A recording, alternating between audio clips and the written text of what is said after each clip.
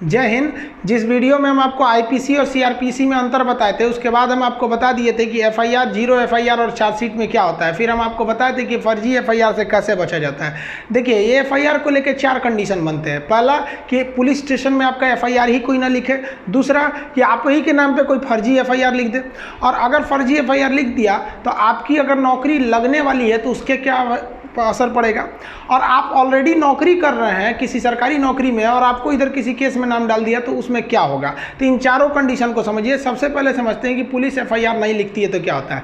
2 तरह के केस होते हैं जिसको हम पहले समझा दिए हैं। नॉन कॉग्निजिबल मतलब ऐसे अपराध जो बहुत छोटे मोटे हैं, जैसे किसी को 1-2 तमाचा मार दिए, ये सब छोटा मोटा अपराध में आता है। और एक कॉग्निजिबल्स होता है संज्ञेय अपराध, जिसमें मार पीट, रेप, सर फाड़ दिए, हड्डी तोड़ दिए, गोली चला दिए, ये सबको होता है कॉग्निजिबल ऑफेंस। तो कॉग्निजिबल ऑफेंस जो होता है उसमें संज्ञेय अपराध में नियम है कि सीआरपीसी का जो सेक्शन है 154, ये कहता है कि पुलिस को मैंडेटरी है एफआईआर लिखना जरूरी है। लेकिन आप जाते हैं, आपके साथ मारपीट हुआ है, सर और फोड़ दिया है, फिर भी पुलिस आपका एफआईआर नहीं लिखती है। तो इसके लिए आप एक और रास्ता अपना सकते हैं कि पुलिस का जो सीनियर अफसर होता है, जिसे डीएसपी बोलते हैं, डिप्टी सुपरिटेंडेंट, यहाँ आप जाके कह सकते हैं कि सर ऐसा मामला है, आप रिपोर्ट लिखवा दीजिए। ये नहीं सुनते हैं तो आप एसपी को बोल सकते हैं, एसपी जरूर ही सुन लेते हैं। ये भी अगर नहीं सुने ना तो आप जाइए सीधे कोर्ट में, मजिस्ट्रेट के पास। अब मजिस्ट्रेट को पावर है कि वो या तो इनको बोलेगा एफआईआर लिखने के लिए, और नहीं तो मजिस्ट्रेट खुद एफआईआर लिख देगा अनुच्छेद 156 के तहत, वहां से एफआईआर लिख देगा और वो थाना को भेज देगा कि ये हम जो एफआईआर लिखे ना,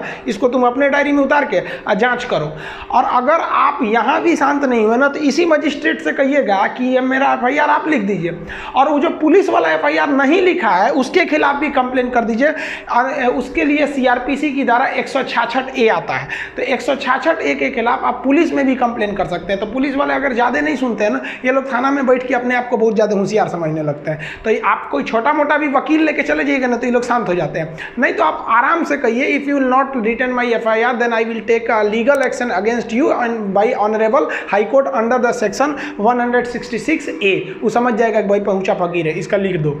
आप समझते हैं आपके ऊपर किसी ने फर्जी एफआईआर लिख दिया, तब अगर फर्जी एफआईआर लिखा गया है और संगीन अपराध में होता क्या है कि गांव में मारपीट हो गया, कहीं किसी का सर फूट गया, हाथ टूट गया, अब वो क्या करता है ना 10-20 आदमी का नाम डाल देता है।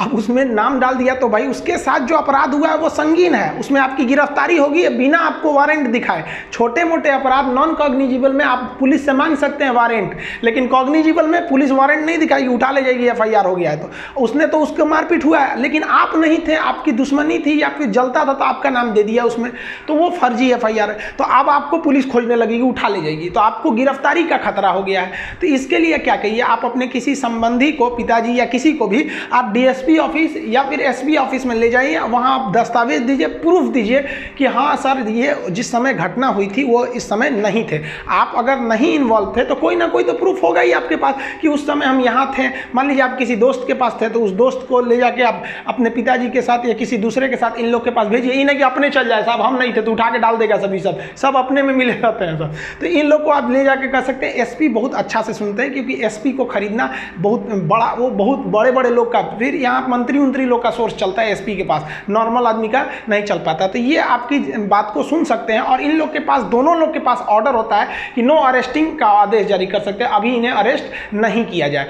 लेकिन अगर मान लिया कि ये लोग भी अगर आपकी बात नहीं सुन रहे हैं, तब क्या कीजिएगा, तब आप चले जाइए एंटीसिपेटरी बेल लेने के लिए। आप अगर गिरफ्तार नहीं हुए हैं तो आप वकील को करिए तुरंत अपने डिस्ट्रिक्ट कोर्ट में एंटीसिपेटरी बेल, जिसे कहते हैं अग्रिम जमानत, ले लीजिए। हमारे ऊपर भी कई जना लोग ने फर्जी एफआईआर कर दिया, कोचिंग में पढ़ाते रहते तो उल्टा सीधा काम कर देता है। फर्जी एफआईआर लिख दिया, एफआईआर हो गया हमारे नाम पे, पुलिस आई गिरफ्तार करने के लिए। पुलिस कह रही है खान साहब हम आपको गिरफ्तार करेंगे। हम कहे मत करिए महाराज, हम लेके चलाते हैं एंटीसिपेटरी। तो कहा ठीक है जाइए लेते ही। तो देखिए पुलिस को भी पता है कि कौन क्राइम किया है कौन नहीं किया, खुद पुलिस बोल रहे थे कि आप लेते हैं यहाँ पे।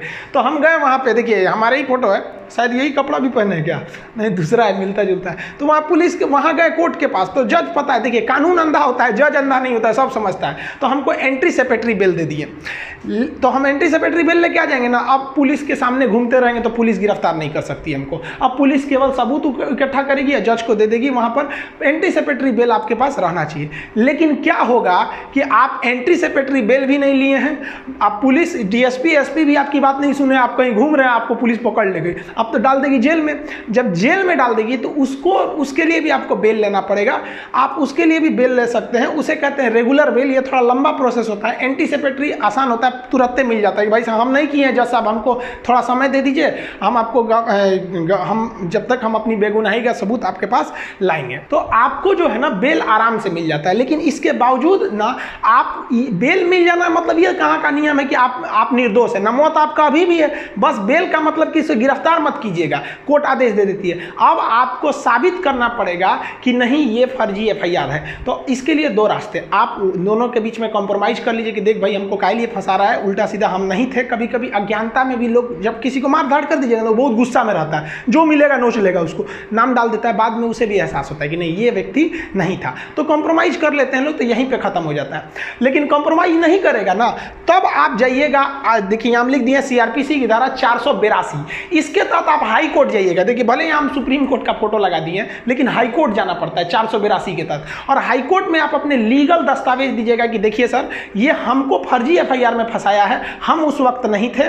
आप अगर नहीं रहेंगे, सच में आप कुछ नहीं किए, तो आपके पास पक्का प्रूफ होगा, आप दिखाइए, सीसीटीवी फुटेज दिखाइए या जो चीज़ दिखाइए, मोबाइल ट्रेस करके दिखाइए, आपका वकील बताएगा क्या क्या चीज़ चाहिए, आप उसको दिखाइए और हाईकोर्ट आपको देखेगा और तुरंत हाईकोर्ट कह देगा कि भाई ये एफआईआर फर्जी है। या फिर अगर हाईकोर्ट को लगेगा कि नहीं भाई ऐसा भी हो सकता है कि आदमी झूठ बोल रहा है, तो फिर पुलिस को कह देगा कि अभी इसके गिरफ्तार मत कीजिए, लेकिन आप ठोस सबूत बताइए कि यही किया था। समझ में आ गया?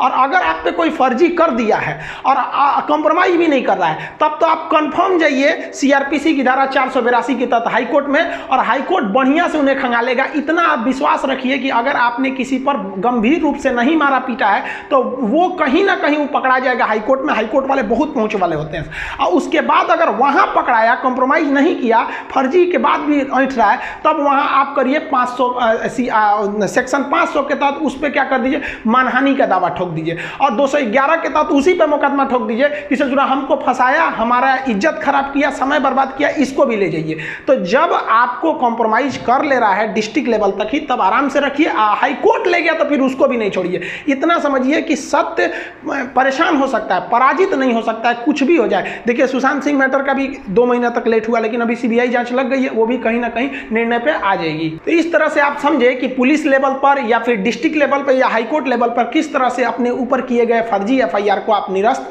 करा सकते हैं। देखिए मान लीजिए कि अगर एफआईआर सच का हो गया या फर्जी हो गया, उससे बहस नहीं है, हो गया, अब नौकरी पे क्या असर पड़ेगा। तो पहले समझते हैं कि वैसा व्यक्ति जो ऑलरेडी कोई नौकरी कर रहा है, मान लीजिए कोई स्कूल का प्रिंसिपल है और उन्होंने किसी का मार के मुंह हाथ तोड़ दिया, तोड़ा है या नहीं तोड़ा है अलग बात है, उन पे एफआईआर हो गया तो क्या उनकी नौकरी चली जाएगी? देखिए एफआईआर हो जाने से नौकरी नहीं चली जाएगी, लेकिन अगर उन्हें पुलिस ने गिरफ्तार करके जेल डाल दिया है तो विद्यालय, सरकारी जो स्कूल होते हैं, वो उन्हें सस्पेंड कर सकता है, कर नहीं देता है, कर सकता है। क्यों? क्योंकि क्या होता है कि जब व्यक्ति पर मुकदमा चल रहा होता है और वो जेल में गया रहता है, तो क्या होता है कि अगर उस अपने पद पर रहा तो उस पद का वो दुरुपयोग कर सकता है। जैसे प्रिंसिपल है तो थाना में जाएगा तो लोग उसको बैठने के लिए देंगे, बैठे बैठे प्रिंसिपल साहब, पता चला कि उनका मूरी फोड़ के आया, उसको थाना में बैठाया जाएगा तो सस्पेंड कर दिया जाता है। तो क्या कहेंगे, हम सस्पेंडेड प्रिंसिपल है, तो थाना वाला कहेगा खड़े रहो, तो सस्पेंडेड प्रिंसिपल है यहाँ पे। तो आप अपने पद का दुरुपयोग ना करें, इसलिए यदि आपके ऊपर कोई खतरनाक एफआईआर है तो डिपार्टमेंट आपको, मतलब आप अपने पद का दुरुपयोग ना कर सके इसलिए सस्पेंड कर सकता है, जनरली करता नहीं है। लेकिन अगर आपको कोर्ट ने सजा सुना दिया ना, तब आपकी नौकरी खत्म, अभी भी खत्म नहीं होगी, फिर आपको सस्पेंड किया जाएगा। लेकिन आप मान लीजिए डिस्ट्रिक्ट कोर्ट ने आपको सजा सुनाया, जैसे आप हाई कोर्ट में अपील कर देंगे आपकी नौकरी बच जाएगी, सस्पेंड रहेंगे आप। समझ में गया? सस्पेंड से फिर हो सकता है कि आप जॉब में आ जाए। लेकिन अगर हाई कोर्ट ने भी फिर से आपको सजा सुना दिया, फाइनली कह दिया कि नहीं भाई, सुप्रीम कोर्ट ने भी सुना दिया, तब तो आपकी नौकरी चली जाएगी कॉग्निजिबल अपराध में, इस तरह के मुकदमे में। अदरवाइज में आपकी नौकरी नहीं जाएगी। आप अपील में रहेंगे तब तक नौकरी नहीं जाएगी। पता चला डिस्ट्रिक्ट कोर्ट ने आपको सजा सुनाया और इधर आप सस्पेंड हुए और आपने हाई कोर्ट में अपील नहीं किया कि भाई साहब हमने गलती नहीं किया था, तो आपको टर्मिनेट कर देगा। टर्मिनेट मतलब खत्म, सस्पेंड का मतलब होता है आधी सैलरी देना। जब आप जॉब में आते हैं ना, तो बाकी जो आधा काट काट के रखा था वो भी दे देता है आपको। वो कई इसके कुछ लंबे प्रोसेस होते हैं। अब बात करते हैं स्टूडेंट लोग के लिए कि स्टूडेंट के ऊपर एफआईआर हो गया तब उसका जॉब लगेगा कि नहीं। यहाँ स्टूडेंट का 2 चीज़ें होती हैं। मान लिया कि उसने फॉर्म भरा था, फॉर्म भरने के बाद एफआईआर हुआ है, एक ये कंडीशन। अब पता चला फॉर्म भरने से पहले ही एफआईआर हो गया, मुकदमा चल रहा है, तब कंडीशन। देखिए, अगर आप कोई चीज़ अगर आप फॉर्म नहीं भरे हैं और उसके फॉर्म भरने से पहले ही आप पर कोई मुकदमा है या कोई एफआईआर है, तो फॉर्म भरते वक्त ही आपसे पूछ लेता है कि आप पर कोई मुकदमा या एफआईआर नहीं ना है, तो उस पर क्लिक करके उसका आप डिटेल दे दीजिए, आपकी नौकरी पर कोई इफेक्ट नहीं पड़ेगा। अगर मान लिए कि आपने फॉर्म भर दिया है, आप तो एकदम टेंशन फ्री थे, अब एग्जाम के 10 दिन पहले या कुछ दिन पहले मार हो गया, उसमें आपका नाम आ गया, अब कहाँ से करिएगा, आप तो फॉर्म भर दिए, एडमिट कार्ड भी आ गया होगा। तब जब आपकी ज्वाइनिंग लगेगी ना, तो ज्वाइनिंग के समय आपको हलफनामा देना पड़ेगा। हलफनामा मतलब स्टैम्प पेपर पे लिख के देना पड़ेगा कि फला केस में हमें फर्जी फंसाया गया था, हम अपनी बेगुनाही का सबूत डिस्ट्रिक्ट कोर्ट में दे चुके हैं, यहाँ मुकदमा चल रहा है, आपकी जॉब हो जाएगी, कोई दिक्कत नहीं है। लेकिन वहाँ लिखवा लिया जाएगा कि अगर यहाँ से आप दोषी करार दिए गए ना, तो यहाँ से निकाल दिया जाएगा। तो अगर यहाँ से आप अपराध मुक्त हो गए तो आप नौकरी करते रहिएगा, और इसमें अगर सजा सुना दिया तो आप चल गए, नौकरी से खत्म कर दिया जाएगा आपको। तो आई होप आप ये सब चीज़ों को समझ गए होंगे। इसको लिखवाने वाला चीज़ जो अभी जस्ट इस 1 से 2 दिन के अंदर आपका ऐप लाएंगे, तो उसमें एप्लीकेशन में हम आपको इसका A to Z डिटेल से लिखवा देंगे कि पूरी CRPC, क्योंकि ये दरोगा के एग्जाम में खास करके इस यूपी दरोगा में ये सब पूछेगा आपका IPC और CRPC का क्या क्या चीज़ें होंगे। तो उसमें आपको एकदम A to Z PDF note test वगैरह के साथ आपको मिलेगा। मिलेंगे नेक्स्ट वीडियो में, तब तक के लिए जय हिंद।